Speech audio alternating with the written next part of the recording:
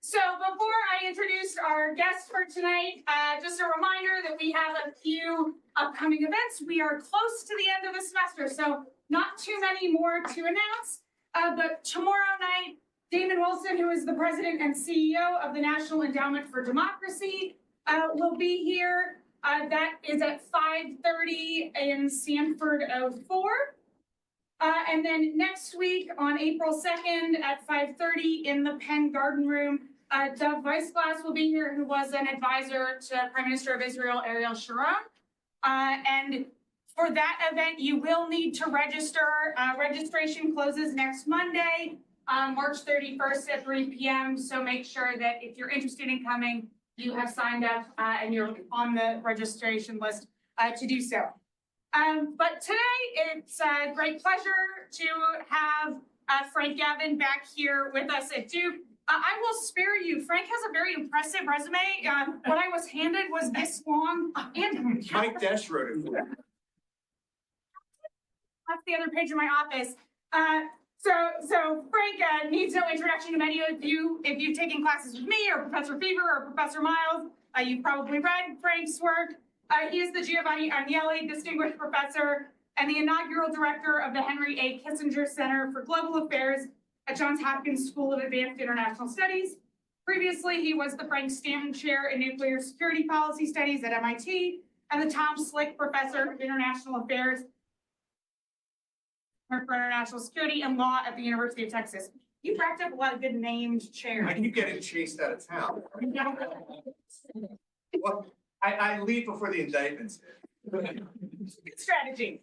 And so Professor Gavin and I are going to talk tonight about a book that he had that came out in 2024 called The Taming of Scarcity and the Problems of Plenty, Rethinking International Relations and American Grand Strategy in a New Era. But Professor Gavin publishes plenty, so he sent me no less than 3 books we could talk about today because he also has 2 books coming out this year. And so I'll sneak in a few questions about at least one of those forthcoming books, which I'm very excited about. So I thought maybe we could start, Frank, you could tell us a little bit about the argument you make in the book is one about a significant and in many respects profound transformation of the international system in recent years, right? And so as the title indicates, talk about the taming of scarcity as one piece and the problems of plenty as another. And so I wonder if you can tee up that argument for us and talk about what you see as the core drivers animating that shift in recent decades. Sure, and it's really, really nice to be here, and I'm thrilled Susie has invited me here. Huge fan of her work. Her Euromissals book is absolutely amazing. It's great to be here at Duke, even if Peter uses me in his syllabus as a cautionary tale. Like, do not do this, and then Rachel, Jenny, and Simon. Just you guys are very, very blessed to have such a tremendous group of scholars here. It's always nice to be here. This book was it's something much different than anything else that I've done. In fact, I did a sort of a interview with Laurie Friedman where he basically called it a cri de coeur, right? And he said this is sort of more like a revolutionary statement kind of thing. And the motivations were sort of several-fold. The first was to sort of talk about my lovely friend Hal Brands, who used to be here. We would co-teach for years, and Hal is, of course, Mr. Geopolitics. It's a terrific book out right now about the return of geopolitics. And I had one of the great things about Hal.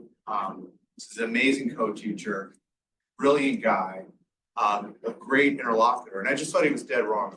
I just thought he was completely wrong. And so in the context of sort of talking about him and talking with him, I just thought, talking about Mahan and Mackinder makes sense in 1900. It doesn't make a lot of sense to me in 2025. And so the first thing is I saw these arguments about the return of geopolitics as a key driver shaping the international system.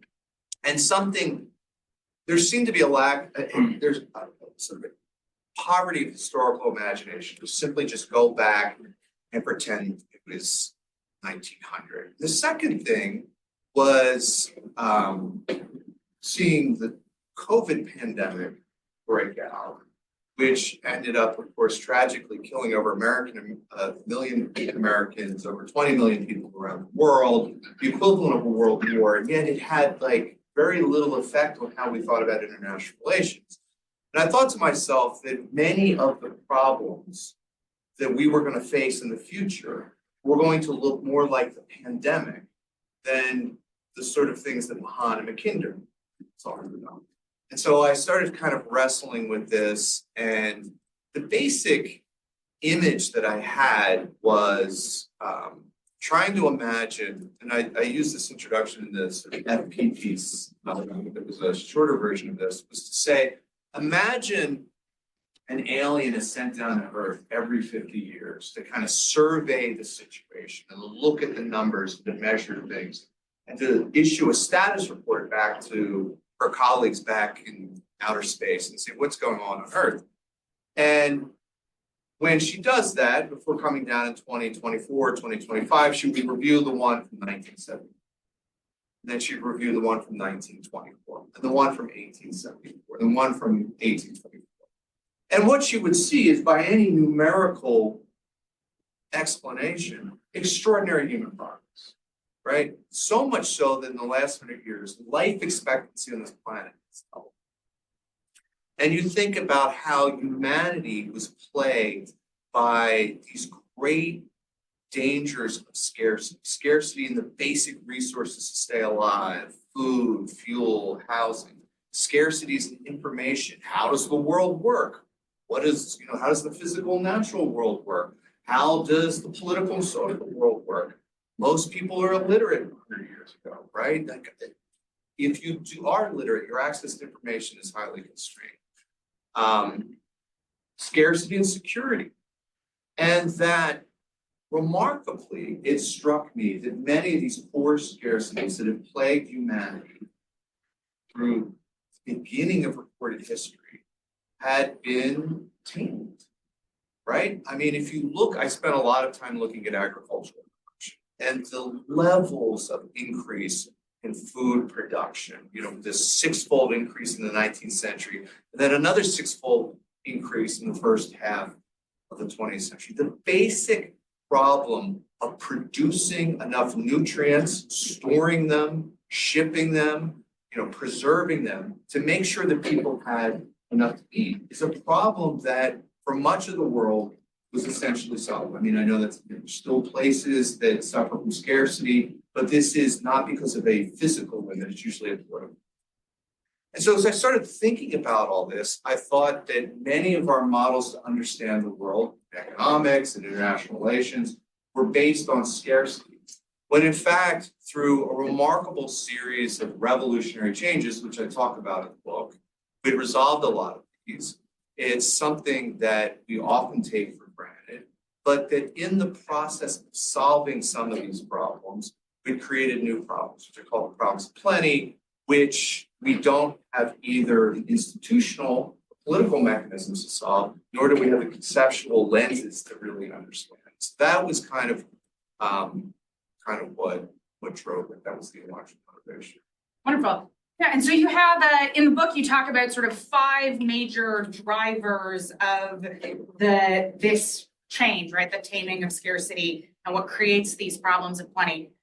Of those, I mean, maybe you want to talk a little bit about what those are, but then which of those is the most significant? What's the tipping point that makes the problems of plenty truly the new ordering problem? So there used to be a very clear connection between demography and wealth, right? So if you look at total population on the earth, going up till say about 1800, it goes up in very small bits. And we all know the kind of Malthusian story that once a society gets fairly good at producing surplus and being able to support more people, that population puts pressure, that increase puts pressure, and that invites all sorts of terrible things like plagues and famine and revolution and war. right? And in fact, you even look at William McNeill, who's a terrific historian, who's a great inspiration for a lot of this. It was these population surges that could not be supported by the land a state had, would either drive imperial conquest or revolution. If you look at sort of British behavior, in the 18th century, you look at the French Revolution, the Revolutionary Wars, the Napoleonic Wars, you see this sort of desire for expansion that's connected for the need to have land to feed your population, right? There's this direct connection. My population's increasing. I need to feed them. I need to house them. I need fuel. The sources of that is land. I need to acquire more land. And for any number of reasons, starting in about the late 19th century, a variety of things happened that transformed that connection. One, the demographic component starts to change, right? People don't increase, the fecundity of populations does not necessarily match the increase in wealth, right?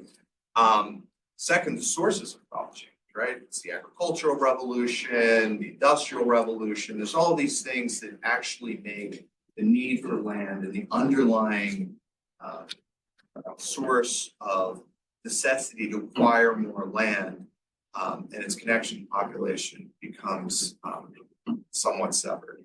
And there's a variety of other things that happen. Enormous amounts of wealth are created.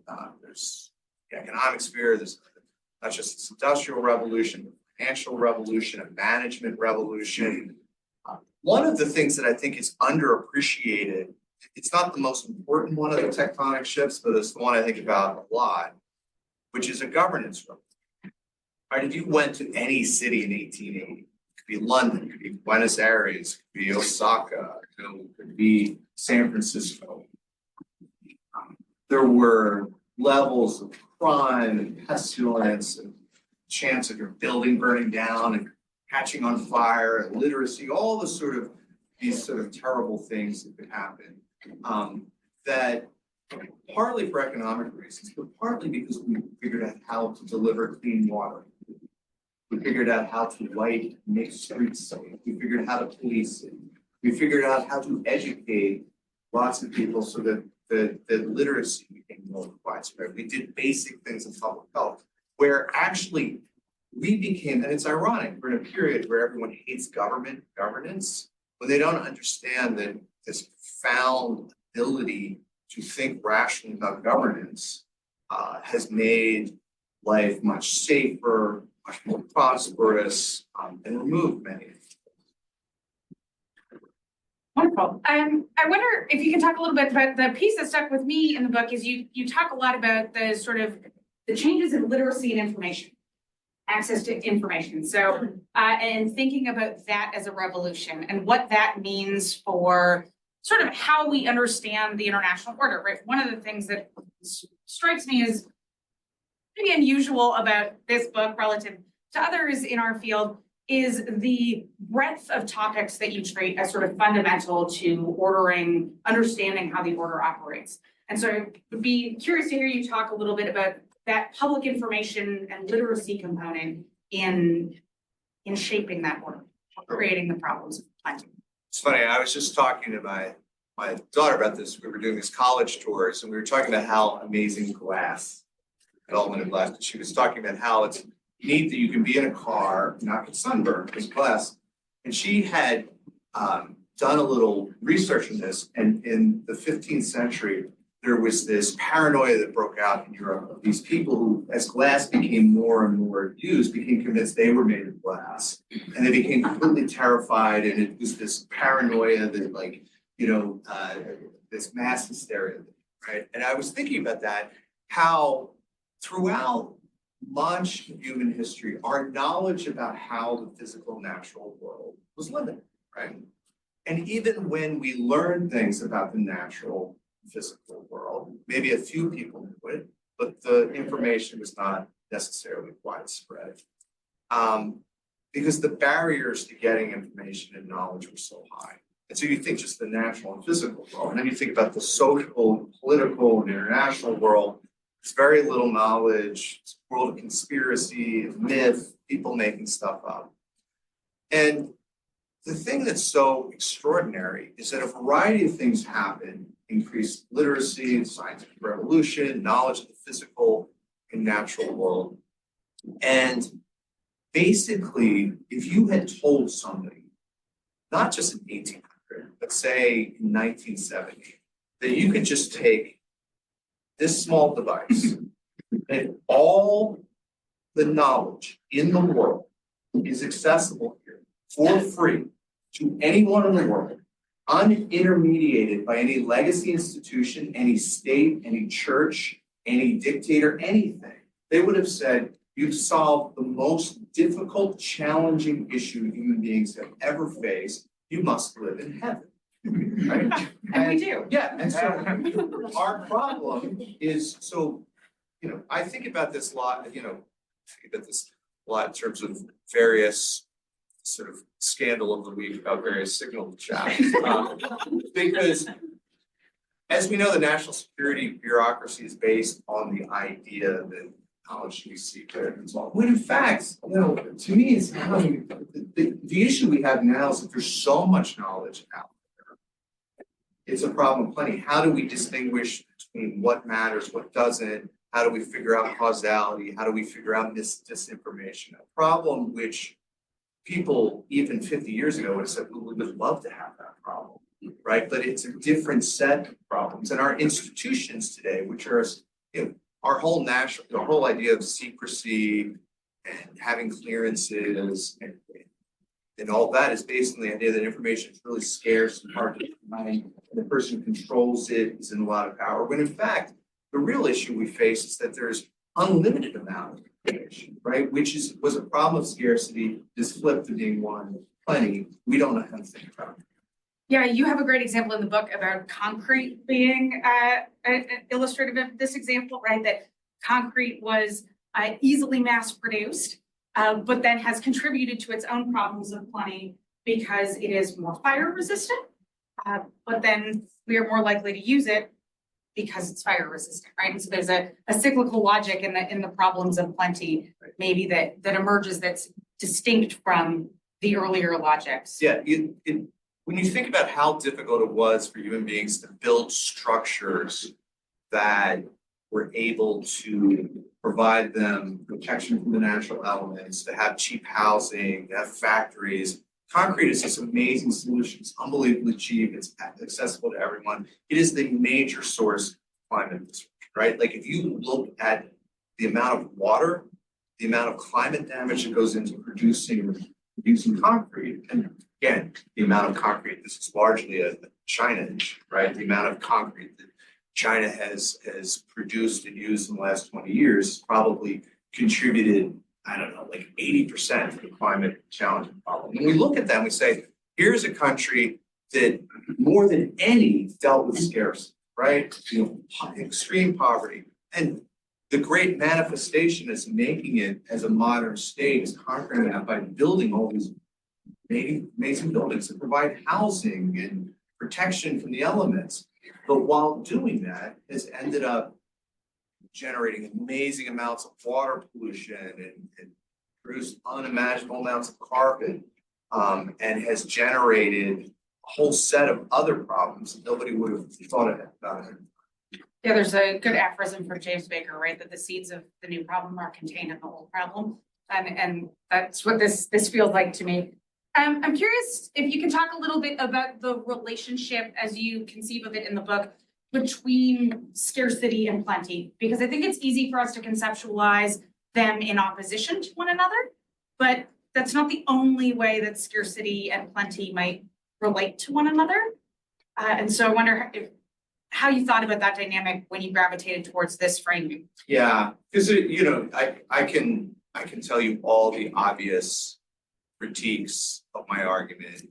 You do so in the book. Yeah, no, I already, I did something that I murder boarded this, I had this fun exercise where I took all the people that I knew would disagree with the most, had them in a room and went through it, and I didn't speak for 2 hours. I can't tell you how difficult that is, including Hal and Colin and people, all sorts of people who just, and then when I did the launch of this in London, I picked for commentators, the three people I knew who disagreed with it most. If you ever want to see a hilarious, so it was far less friendly than this. Somebody came up to me later and said, "Those people are your friends? What are your enemies like?" But one of the obvious critiques is that, well, there's scarcity still exists in a lot of places. And that is absolutely true.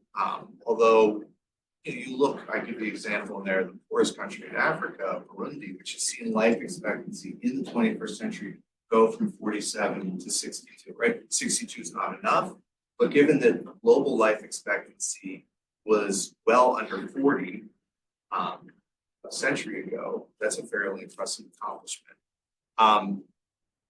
So there's that aspect of it. One of the things that plenty does is it doesn't remove the problem of relative gains, right? You may have solved your problems of scarcity, but if someone else has much more than you, it's still going to generate great resentment because the inequality actually increases in the world of plenty. In a world of scarcity, everyone's in the sort of same boat or more like it. Some of these problems of plenty actually hit those societies that are most vulnerable to returning to scarcity. When you think about some of the issues with climate change and how they affect, say, Southeast Asia or Central Africa, they are the most vulnerable to the shifts in climate that affect agricultural production and leave them most exposed to not escaping from some of the grass of scarcity. And the final thing I would say about this is the thing that I've wrestled with a lot. This is the sort of, I talk about it in the book, the critique of why people still have a scarcity mindset. So, I talk in there, I come out right up front and say, if I'm right, how do you explain Russia's invasion of Ukraine? And how do you wrestle with the China question? And the China question is, we can talk about that. I have no doubt that Peter will ask me about that at some point. But the Russia one, when I first saw it, I said to myself, when you think about what made for power in 1900, wheat, coal, supplementary population. Donbass has, right? Nobody cares about wheat, nobody cares about coal, and it's not a supplementary population. So that even if Russia had succeeded beyond their wild imagination, conquered this territory, we know that land is not really a source of power. The cost of occupying this would have been a drain. And so one does have to come up with an explanation for why people still have the scarcity mindset. And I've written some things after that still kind of wrestle with this. And the sort of short answer to this is that, Rachel, was your advisor Fearon? No, but I TA'd for him a number of times. So, Fearon has his famous, Jim Fearon, his famous dissertation. He's a famous IR professor, and I think he was our friend Colin's secretary at the Pentagon a couple of years. But he has this sort of the puzzle. Why do wars happen, right? Because usually when you have a war, it ends up really badly for both sides. And there should be a bargain ahead of time that people can make that avoid having war. And there's three reasons you can have one. One is that before the war happens, nobody knows how it's actually going to turn out. You may think that you're going to win, and so it's not until exposed in the battlefield you realize the cost or the credibility of your opponent. The other is a commitment problem. You may come into a deal, but there's no reason to believe that you're going to necessarily keep it. A lot of IR people focus on these first two, but the third is that many issues are insoluble, like they can't be divided, like Solomon and David, right? And that is the issue that we've spent the least time thinking about. And one of the things I've reflected upon a lot is you go back and read the Peloponnesian War, and you realize war can be caused by interest, fear, and honor, right? We spend a lot of time when we talk about grand strategy talking about interest, as if somehow we can do an indifference curve or do some econometric sort of analysis and say, well, this is how things turned out. When in fact, fear and honor are things, and this is again, these historians know this, are great motivators that are very hard to actually run a regression, right? And so, and that's the part that's only hinted at in the book that I've been sort of writing about sense afterwards. Because there is an element to this that if I was right, why, if geopolitics doesn't matter or shouldn't matter, why are people acting like it should? Because in the end, all that matters is not what is quote unquote right, it's how people act, right? If people say, well, you know, say what you want about, I shouldn't take Ukraine, it doesn't make any sense. I still want it, right? We still have to understand what the underlying motivations are. Yeah, and it seems to me that there's a piece, I'm in thinking about the sort of fear component, one of the places where scarcity and plenty blend is that you can live in a time of plenty, but be fearful of scarcity. Whether True. it's real That's very scarcity true. or false scarcity, but being afraid that you may go back to a period of scarcity or fall into a new period of scarcity can define your thinking, even if you are actually living in an era dominated and truly rationally defined by plenty. But humans are not rational. Right, we all know this from some of the prospective stuff, but I try to, it's like a phrase I use in the book, but I can't even pronounce it. Menu meets, it's like never. Oh yeah, I skipped past that and was like, will not ask a question about that word. Yeah. Basically, what it means is the inability to accept good news, right? Like the inability to incorporate in your, it's the puzzle we're all living, right? To look around, like, and I see this, I think about this with young people all the time, right? Because somebody was telling me all these terrible statistics about your generation, how you have no fun. Right? Like, a variety of ways of manifesting. You don't drink, you don't do other things. People should. You're kind of, you know, maybe that's because you're Peter as a teacher, you think you're modeling yourself after him, but part of it, what's so interesting is when this gets to the alien looking at like life is from any measurable metric, you will live longer, you live healthier, you know what the dangers are. The levels of violence of every single type have decreased dramatically despite every attempt by various people to demonstrate otherwise. When you actually dig into the numbers, right? Like, and you know, when looking, there's a war. Russia and Poland have a war, 1919 to 1921, that kills more people than this current, right? It doesn't make it in many databases that people use to define wars, right? Like, I mean, McNeil has this great quote about the life untouched by famine, pestilence, and war just didn't exist. Right? You will all hopefully never experience famine, pestilence. You may experience war, but even wars in your lifetime have been, for the most part, at a distance, right? And yet everybody's miserable.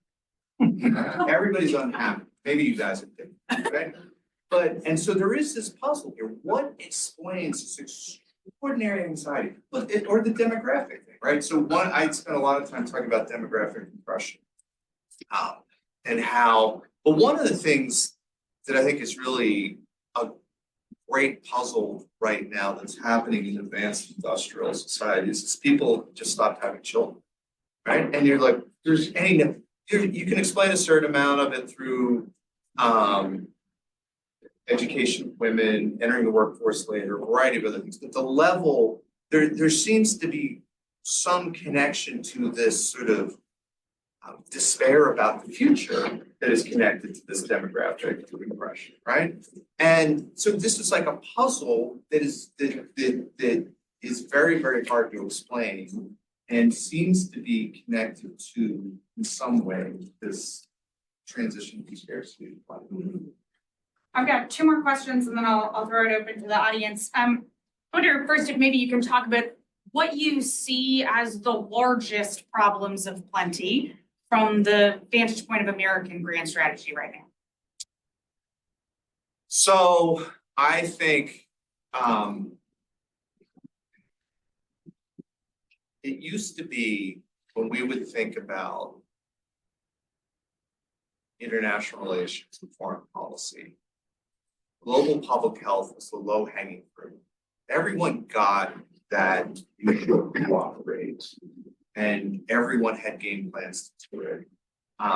Nothing that happened during COVID was remotely a surprise, nor was there anything that people had not game planned for. There was CSIS did a big work game on this in the fall right before it, where they laid out exactly what to do. And there have been several other examples in the past, 08, 09 with H1 with the flu. Then there were the SARS-1 and the absolute failure both of national governance and global governance indicated to me we're going to see more problems that look like that. So if you say to yourself, what is the likelihood of another pandemic-like event where the lethality is either 50% more or hits children instead of older people, right? Given that the changes that are going on in the climate, given what is the likelihood of something like this? And you can say, you know, in your lifetime, this will happen again and it will happen worse. And so we had this event, which was not the worst case scenario, but in other cases would have been an example to say, all right, that was really bad. What do we need to do to make sure A, it doesn't happen again, B, when it happens again, we mitigate the damage. I mean, I would love to see someone study various alternative scenarios where there was greater international cooperation during the COVID pandemic and what the death rates would have looked like. We had even minimal cooperation, say, between the United States and China. And everyone that I talked to in the public health space, basically, that was not the worst case scenario. So it's not so much that it happened, it's that it happened and people then return to talking about geopolitics. Like, we just had 20 million people die.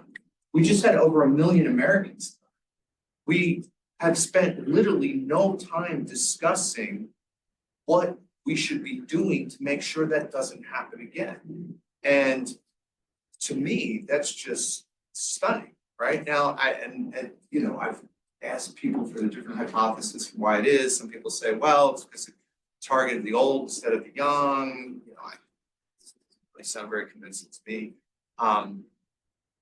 So that the nature of those problems, you know, the day that you wake up in July and it's 147 degrees in Raleigh, Durham, which, you know, our friend Colin Call likes to say, it's not the hottest summer you've ever had. It's the coldest summer we'll ever have again.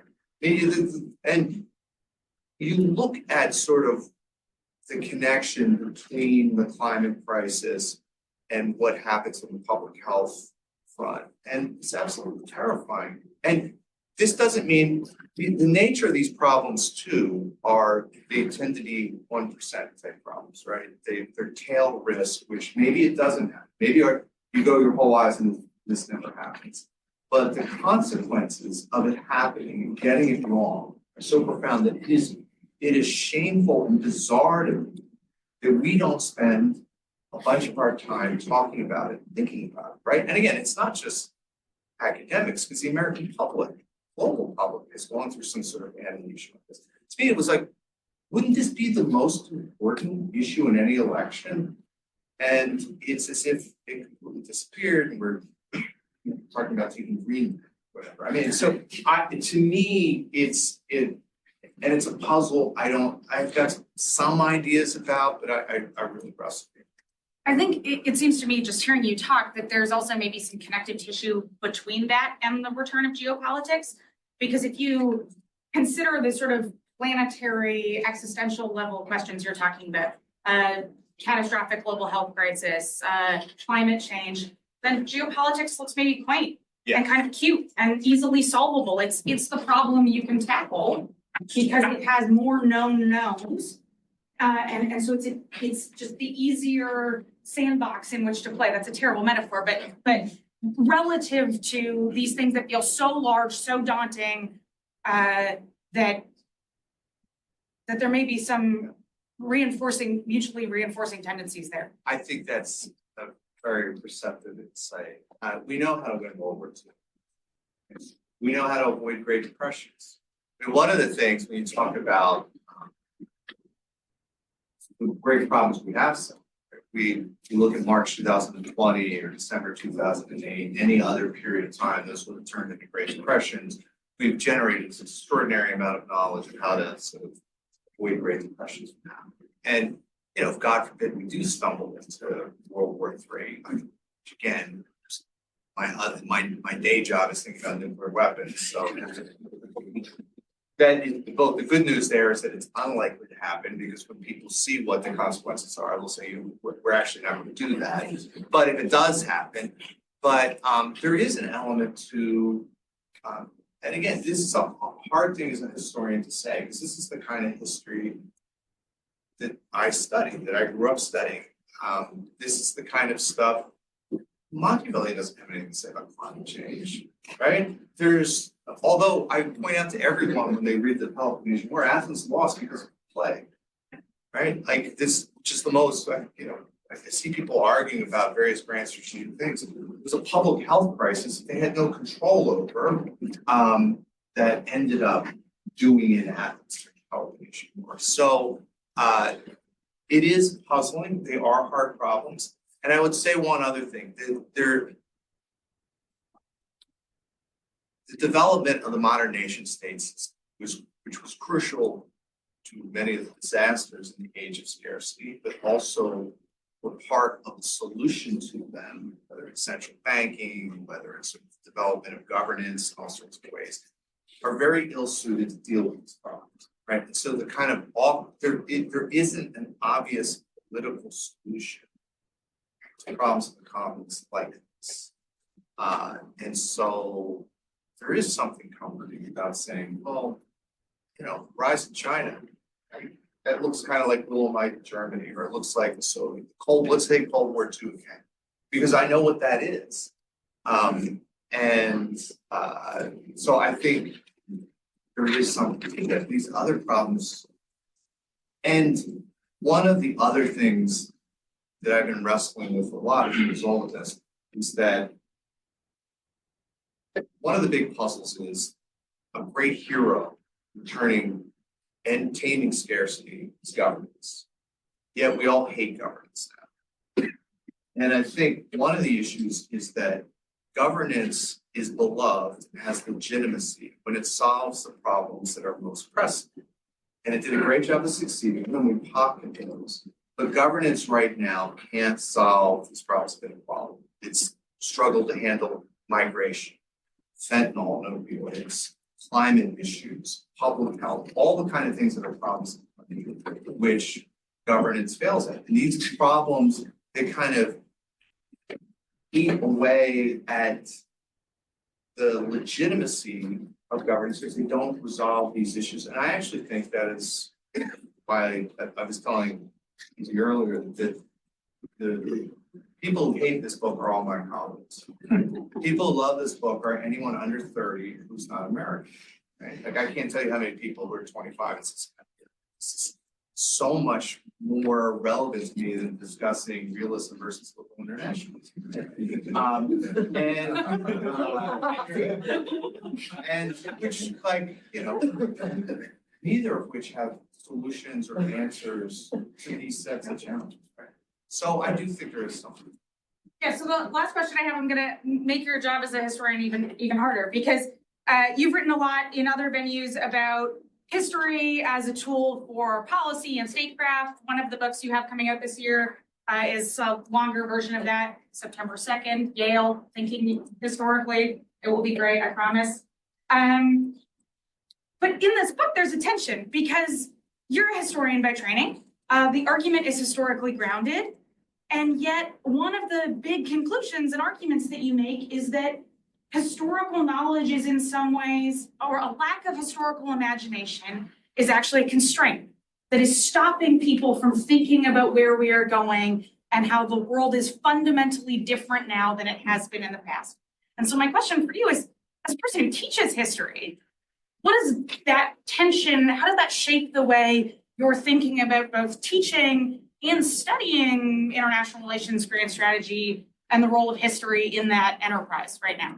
It's a great question. I used to joke, only half facetiously, that one of the geniuses of America is that it knows no history, right? That like your average 12-year-old Serbian kid can tell you about a battle in 1369 he's never going to get over, right? But right, an American, Deeply ingrained. no, an American, he doesn't know what happened 3 or 4 years ago. You can constantly reinvent yourselves. And but part of what's beneficial about that is that, there was the book seeks to build upon, in some ways, supplement, in other ways, replace the famous book by Ernie May and Dick Neustadt, Nuclear Time, who, when they were trying to help policymakers use history, basically what they said was everyone thinks the story. It says it's like teaching sex education to teenagers. You can't tell them not to do it, but you ought to teach them how to do it safely, maybe enjoy it a little bit. And that's kind of how thinking historically is. We all do it, but most uses of history are, actually, I don't have to tell you as a historian, it's just infuriating, right? But one of the problems that historians have is we don't necessarily have a way to say this is novel, this is new. I have a whole thing in the book where I have these, it's called the historian's checklist. It's kind of like basically a total 1D checklist of 12 questions one should ask before, historical questions before making any decision. And one of them is this historically unprecedented, right? Is it helpful when looking at generative AI and its challenges and limits to compare it to nuclear weapons? I actually don't think so. In the same way that people ultimately, some of the brilliant scholars in the early period of nuclear age said, we can't think of nuclear weapons the same way we think of other armaments because their consequences are so profoundly different. We have to have a completely different category. And the great change, sometimes it went too far, sometimes it made mistakes, but the great sort of origins of the security studies field was this recognition of the profound, novel, unprecedented consequences of the thermonuclear revolution, and to actually think of them as such and to not compare them and say they're just bigger bombs. And that's very, very hard to do because there's another thing that I've become very obsessed with, particularly in this moment of great uncertainty, and that's the question of contemporary history, right? So,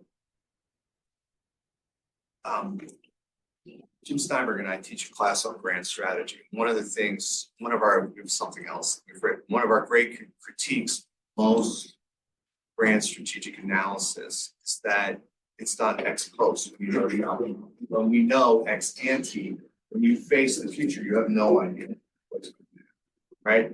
And when we write history, just like when we think about our own lives, we tell stories at beginning, middle, and end.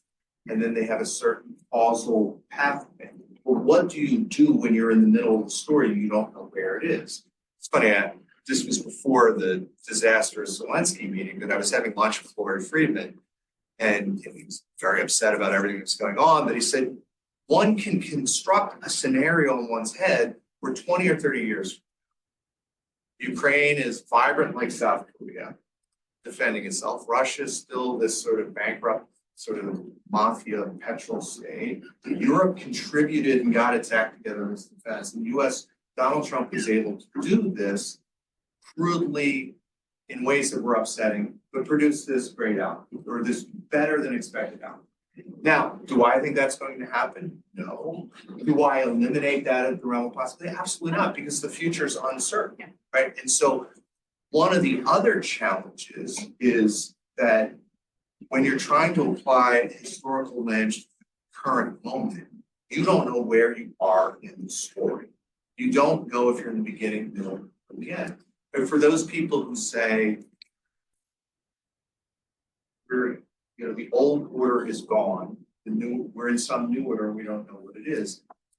That could be true when we have great power wars and things end and have a Congress of Vienna, Versailles, 1945, collapse of the Soviet Union, where these clear moments that are like the Wizard of Oz going from black and white to color.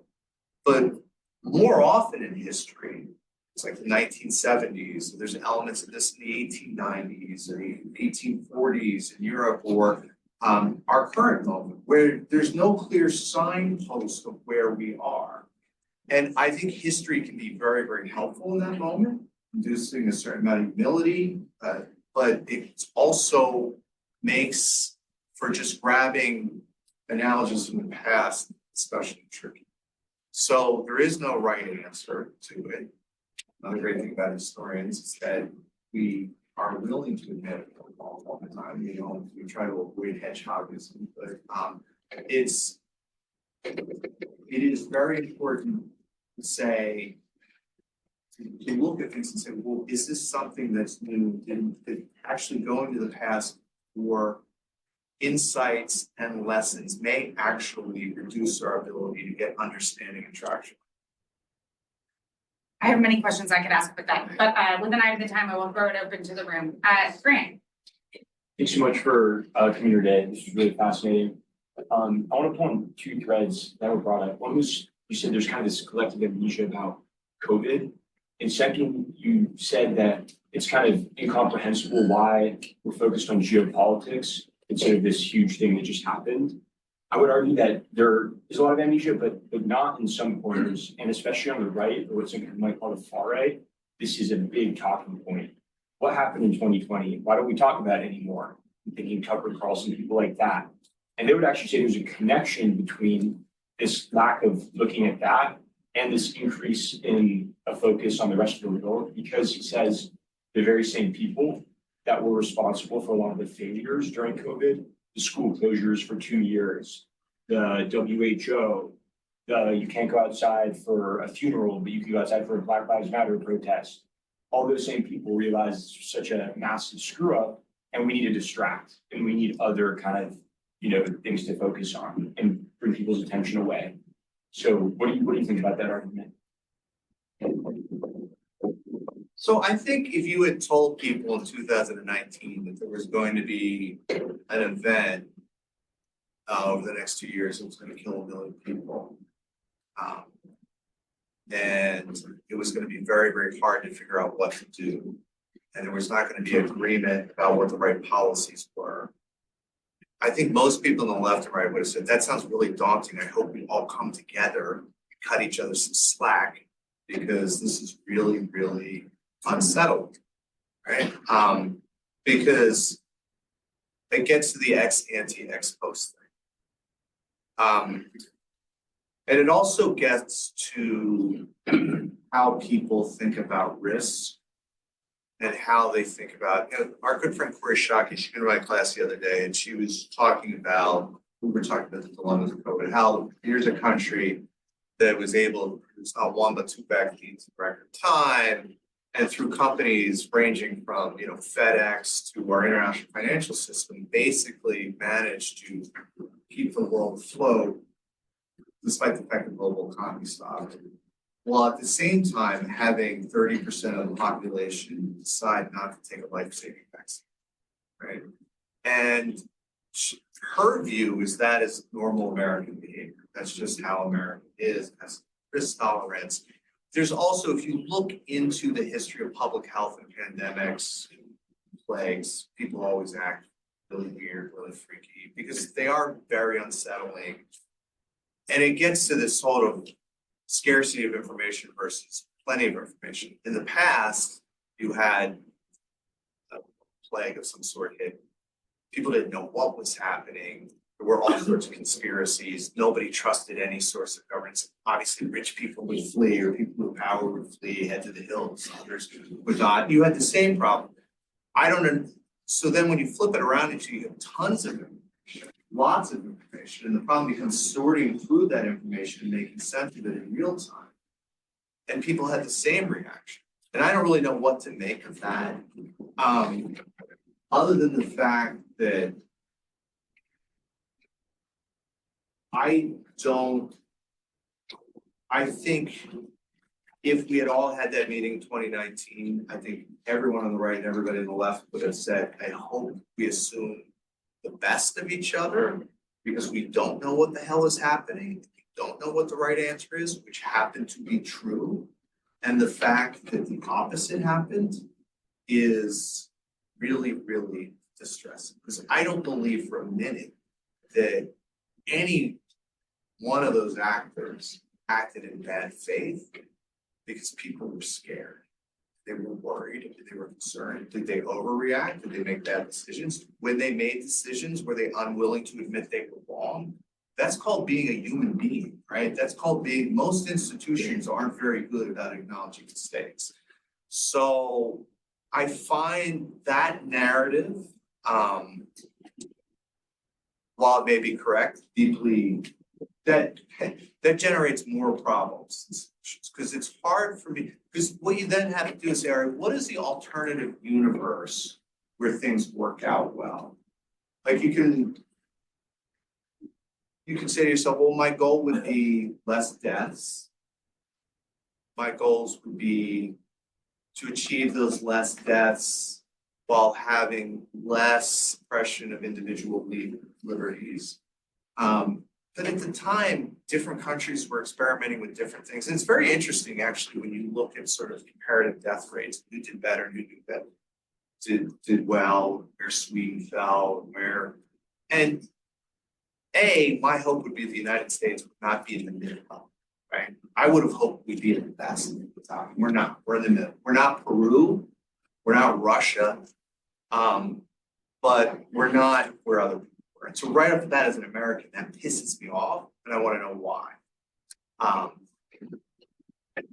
But then to your point that after this, we come out of an event like this, the levels of recrimination, bitterness, and the bitterness is not over, it's, my daughter had a terrible college experience. Her first year was at University of Texas in the first year of COVID. It was a miserable experience. She had a terrible college experience, right? As did many of the people, I guess that would be the class of 23. And I feel terrible. You know what? She'll get over it. The people who died won't get over it, right? So if I'm a public official, what I am worried about is how do I minimize death? That's what you do during the day. And if there's some, learning outcomes that aren't ideal because of that, that's unfortunate. But like my main concern as a public official is to reduce death because there's no coming back from that. And that our debate is not about that is bonkers to me, right? Because this is coming back.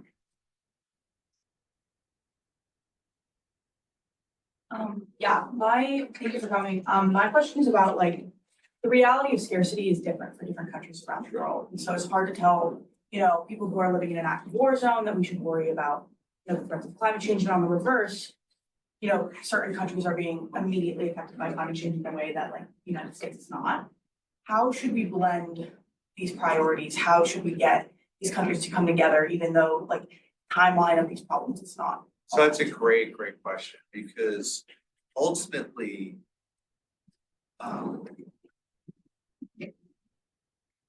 countries that are creating most of these problems, are going to have the resources to adapt more effectively. So there is, I think, a sense, I don't know how you think about this, but a sense of obligation about those who have, this is why the cutting of USAID is so, the cutting of PEPFAR, so I don't know where that stands right now. There is this sense that the United States is part of what makes the United States the United States, has an obligation, what makes us Americans, but also that if these problems of plenty generate sharp problems in these other places, those problems are going to redound back on us, either through migration or additional conflict or public health issues, that it is a good idea, not just the right idea, to go in and try to adapt help those places that are most under the lens of having these problems, like generating problems, right? So, yeah, you look at a country like Pakistan and the level of climate issues, the level of issues with water, any number of things. Pakistan is a country we want to see succeed, because if it doesn't succeed, those problems will come back. We should want them to succeed because we want everyone to succeed, but if Pakistan becomes a failed state, because these problems of plenty generate issues there, there's the high likelihood that that will affect us in some way. It's very high. All right, yeah, I just wanted to revisit this question of climate change and scarcity. In my mind, the main threat of climate change is in fact that I think implicitly is a threat of scarcity, right? In the US, you know, that might be the capital of land, and the rest of the world, water, energy. Like, how do you kind of reconcile that? I guess? Yeah. No, that's a great point. And, you know, one of the things that you learn when you become an academic is you want to come up with a clever phrase, right? And I'm aware that there's some tension between scarcity and plenty. And I knew when I said scarcity and tame, our problems of plenty, it was going to piss off a lot of people. I might make more people read it. You know, I became an academic because I was John Mearsheimer's research assistant. So, you know, I learned at an early age how to do these things. So, as he would say, poke the bear. But the point about climate change was that the economic scarcity, that the absence of wealth, which was overcome through industrialization, the generation of extraordinary material wealth, which solved the basic problem of scarcity of material need, was what generated sort of the carbon footprint that has created climate. So there's no doubt that the climate crisis in a variety of places can generate scarcity, right? Whether it's through changing agricultural patterns, whether it's through, it's more the point to say that that problem of climate was the product of one of humanity's greatest successes, generating unimaginable amounts of wealth. All right, I think we got time for one more question. I'll take right in the back. So my question is about nuclear weapons. You spoke on them shortly and kind of about how they have this very prohibitive cost to great power, competition, and war. And yet it kind of seems like it creates a paradoxical dynamic in that the more nuclear weapons there are, the more mutually assured destruction there is, the more stability. And yet also there's a higher risk of some kind of nuclear incident or accident or terrorism. And, you know, as now there's rumors that, you know, Iran may already have nuclear weapons, and now South Korea is considering, you know, rethinking their nuclear policy.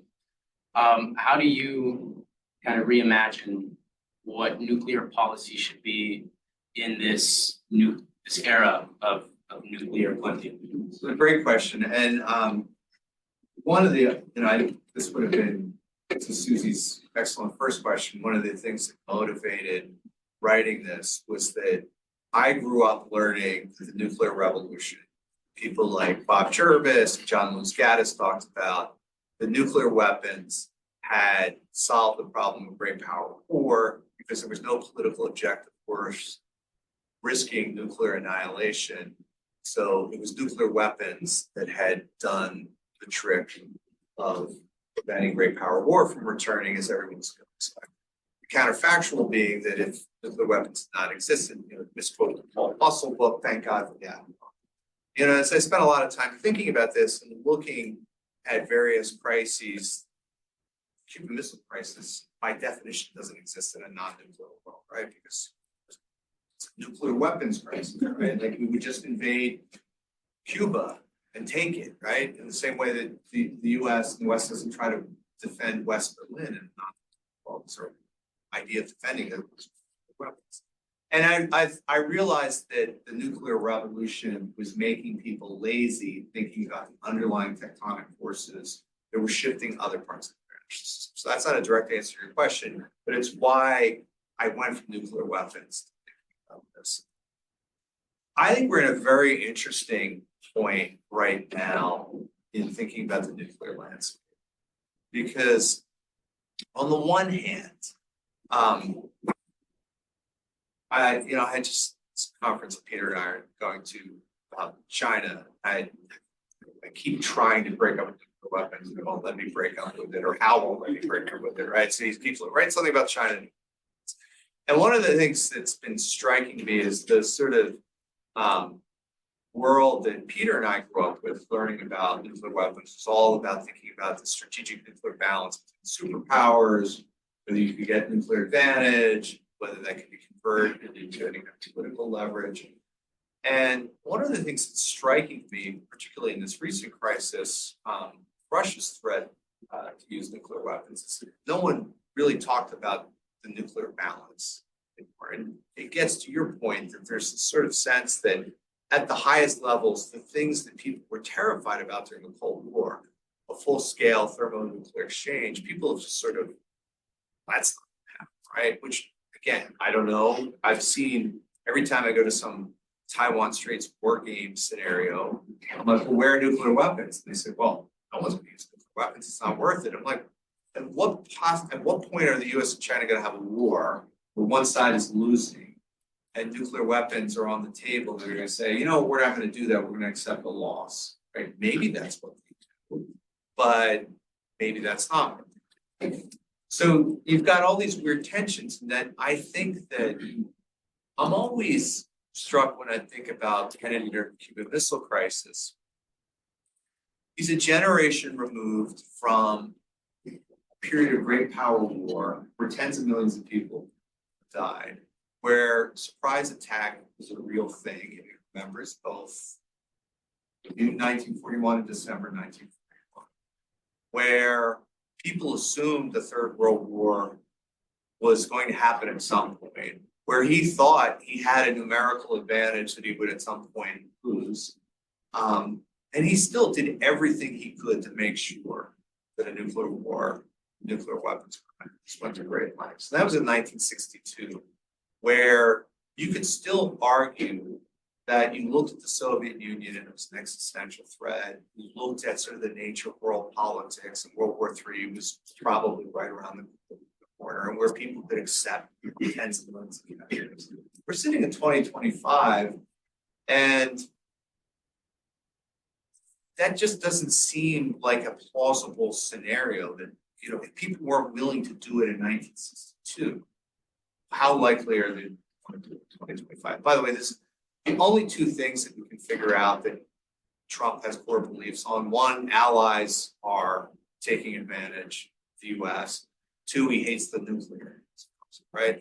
And one of the interesting tensions that will come up is that the reason we have less nuclear in the world is because the US has decided to protect a lot of countries. The core element of US grand strategy, almost from the beginning of the nuclear age, really accelerating from the mid-1960s on, and particularly during the post-Cold War period, was the United States hates a world that has lots of nuclear weapons. It's more dangerous, you might get pulled into conflicts you don't like, and because they're used in deterrence. One of the big tools we used to prevent that was to offer states that otherwise would have nuclear weapons our protection. South Korea, Australia, Germany, you name it, right? And so those two things are in tension right now, and that's going to be tested. And it'll be interesting, you know, as Trump says, well, I don't want to defend South Korea. Well, South Korea's going to have nuclear weapons. He has said he's okay with that. And then other times he said, oh my God, I'm not okay with that. Is he going to be okay when Poland develops nuclear weapons, or when, you know, Germany decides? He may decide that that's fine, but he also might think to himself, the one thing I am afraid of is nuclear war, and an increased proliferation landscape is one that increases the possibilities. So we're in a weird, interesting moment where I used to say the two articles you could see every year for the last 60 years were, one, the dollar's not going to be the reserve currency anymore. Two, the NPT is going to collapse, right? And it never happens. And the dollar's in no danger. Even Trump can. But for the first time in my adult life, I have wondered that if he's really, really serious, both about really not just reducing the amount of support to allies, but really withdrawing it.